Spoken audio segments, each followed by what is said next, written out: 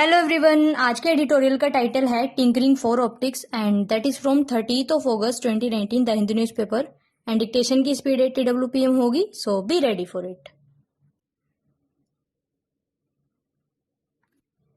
On the face of it, the centre's announcement on foreign direct investment norms on Wednesday appears to be one more push to make India a more attractive destination to overseas investors, especially those keen on entering the market for the long haul.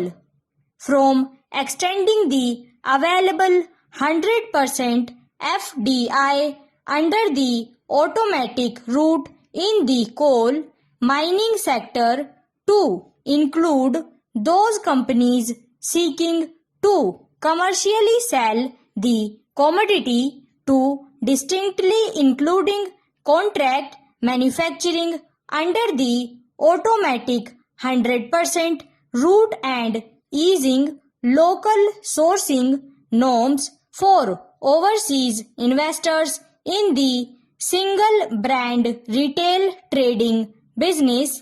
The changes in investment guidelines approved by the cabinet have been touted as FDI policy reform.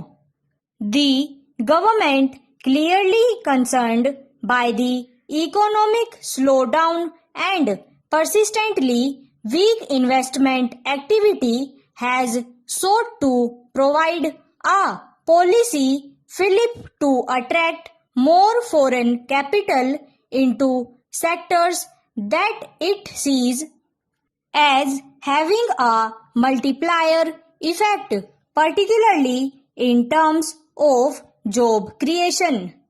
One must also consider the pressing contexts. Earlier this month, the RBI pointed out that net FDI flows had moderated to $6.8 billion over the first 2 months of the current fiscal year from $7.9 billion in April-May 2018. And with Prime Minister Narendra Modi having set a goal of ensuring India becomes a $5 trillion economy within the next 5 years, the overall consumptive capacity needs to be raised manifold to undergird demand growth.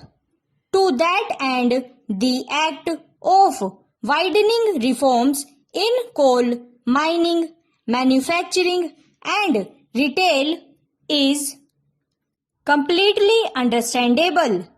A closer examination, however, raises several concerns about the ultimate attractiveness of these changes. For instance, the tweaks to investment norms on coal appear at first flush to be a win-win for both the economy at large and the coal industry. The environmental costs of focusing on one of the most polluting fossil fuels notwithstanding. This is predicted on the prospect of seeing an influx of both capital and modern technology into mining and processing, as well as raising domestic supply of the key raw material for power, steel and cement production, thereby cutting costly and burgeoning imports. But for foreign mining companies to make a beeline to pitheads, several related regulatory and market challenges will have to be addressed post-haste. Large miners will need economies of scale and so require access to large contiguous fields with minimal bureaucratic constraints on operations. While domestic thermal power plants have had to rely on increased imports in recent times, many of the electricity producers themselves are in financial stress.